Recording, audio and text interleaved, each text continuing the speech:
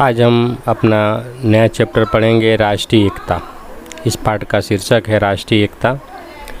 हमारे देश में अनेक भाषाएं और बोलियां हैं। लोगों के खान पान तथा पहनावा भी भिन्न भिन्न है। इन विविधताओं के बावजूद हम लोग दशहरा, दिवाली, होली, ईद, बैसाखी, क्रिसमस आदि त्यौहार बड़े धूमधाम से मनाते हैं। कुछ पर्व ऐसे हैं जो हमारे राष्ट्रीय पर्व कहलाते हैं। 15 अगस्त जिसको स्वतंत्रता दिवस कहते हैं, 26 जनवरी गणतंत्र दिवस एवं 2 अक्टूबर जिसको गांधी जयंती कहते हैं। इन पर्वों को पूरे देश में मिलजुल कर मनाया जाता है। इनके अलावा हमारे राष्ट्रीय प्रतीक भी हैं। राष्ट्रीय पर्व और राष्ट्रीय प्रतीक हमारी राष्ट्रीय एकता के प्रेरणा स्रोत हैं। अगला है हमारे राष्ट्रीय पर्व। राष्ट्रीय पर्व में पहला है स्वतंत्रता दिवस 15 अगस्त। कई वर्ष तक हमारे देश में विदेशियों का शासन रहा है। हमारे स्वतंत्रता सेनानियों ने संघर्ष करके विदेशी शासन से देश को मुक्त कराया। हमारा देश 15 अगस्त सन 1947 को स्वतंत्र हुआ। इसलिए हम प्रत्येक वर्ष 15 अगस्त को स्वतंत्रता दिवस राष्ट्रीय पर्व के रूप में धूमधाम से मनाते हैं। दूसरा है गणतंत्र दिवस 26 जनवरी। स्वतंत्रता के बाद देश के नियम कानून बनाए गए जिसे संविधान कहते हैं। 26 जनवरी सन 1950 को हमारा संविधान लागू हुआ तथा देश गणतंत्र घोषित हुआ। इसलिए हम प्रत्येक वर्ष 26 जनवरी को गणतंत्र दिवस के रूप में मनाते हैं। तीसरा है गांधी जयंती यानी कि 2 अक्टूबर।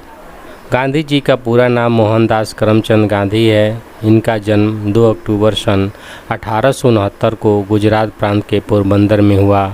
गांधी जी ने सत्य एवं अहिंसा के मार्ग पर चलकर देश को आज़ाद कराया। प्रत्येक वर्ष 2 अक्टूबर को हम गांधी जयंती के रूप में मनाते हैं। उन्होंने देश में विभिन्न जाति, धर्म तथा विभिन्न भाषा में बोलने वाले लोगों को एक सूत्र में बांधने का प्रयास किया। गांधी जी को पूरा देश बापू, राष्ट्रपिता और महात्मा के नाम से भी जानता है। राष्ट्रीय पर्व पर राष्ट्रीय ध्वज फहराया जाता है तथा विभिन्न प्रकार के सांस्कृतिक कार्यक्रम आयोजित होते हैं।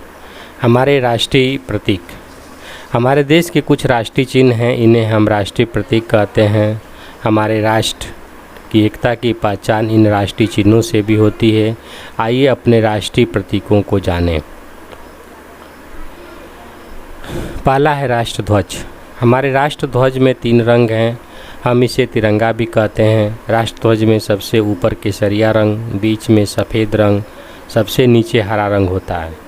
ध्वज के बीच सफ़ेद वाले भाग के मध्य में 24 तीलियों वाला नीला चक्र बना होता है। राष्ट्र ध्वज का सम्मान करना प्रत्येक नागरिक का कर्तव्य है। यहाँ पर देखिए 3 रंगों के अर्थ क्या है वो समझ लीजिए। केसरिया रंग बलिदान का प्रतीक है, सफ़ेद रंग शक्ति का प्रतीक है, हरा रंग धरती की हरियाली का प्रतीक है, चक्र यहाँ उन्नति की ओर अग्रसर होने का प्रतीक है। अगला है राष्ट्रगान। हमारा राष्ट्रगान जन गण मन है। अपनी पुस्तक में कवर के पीछे भाग में लिखे हुए राष्ट्रगान को याद करके अपनी कॉपी में लिखे हैं। जानते हैं राष्ट्रगान की रचना रविंद्रनाथ टैगोर ने की है। इसे गाने में कुल 52 सेकंड का समय लगता है। राष्ट्रगान के समय सावधान की मुद्रा में खड़े होकर राष्ट्रगान को सम्मान दिया जाता है।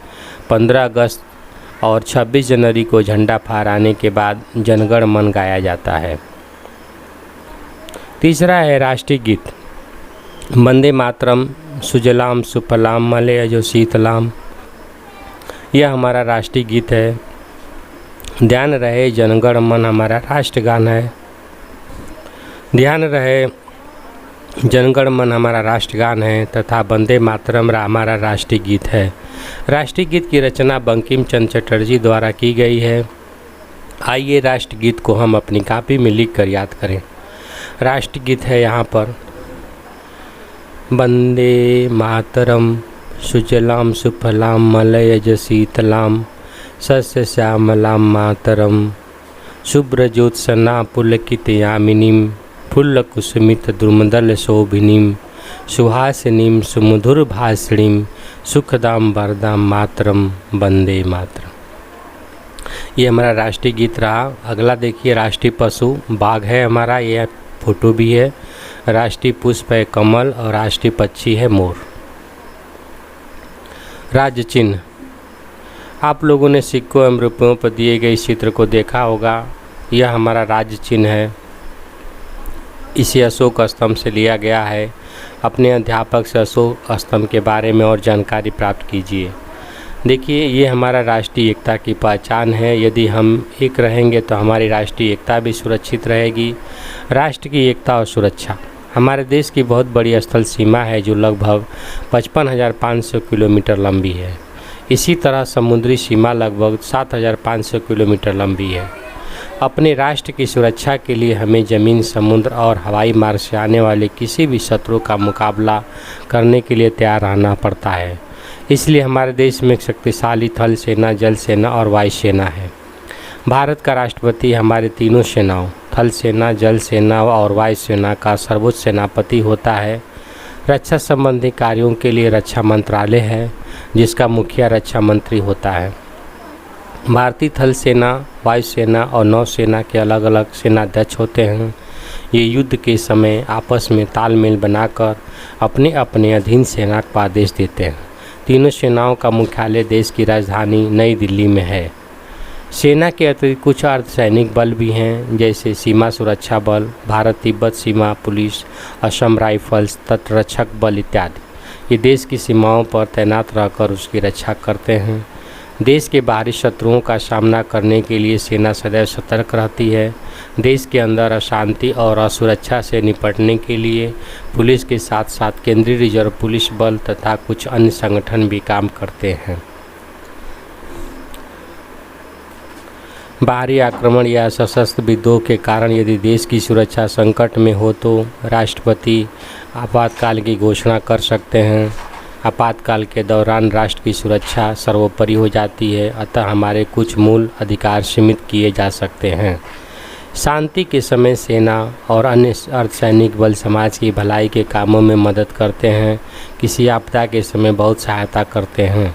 देश में शांति और सुरक्षा बनी रहे, यह हमारा सबका कर्तव्य है। हम सबको सदैव सतर्क रहना चाहिए। पुलिस एवं प्रशासन का सहयोग करना चाहिए। राष्ट्रीय संपत्ति की सुरक्षा करनी चाहिए। हम सब भारत के नागरिक हैं। हम मिलजुल कर रहेंगे तभी देश में शांति होगी और देश प्रगति करेगा। बच्चों, इस प्रकार यह पाठ समाप्त हुआ। इसको वीडियो को 2 बार 3 बार ज़रूर देखिएगा, समझिएगा, सुनिएगा। धन्यवाद।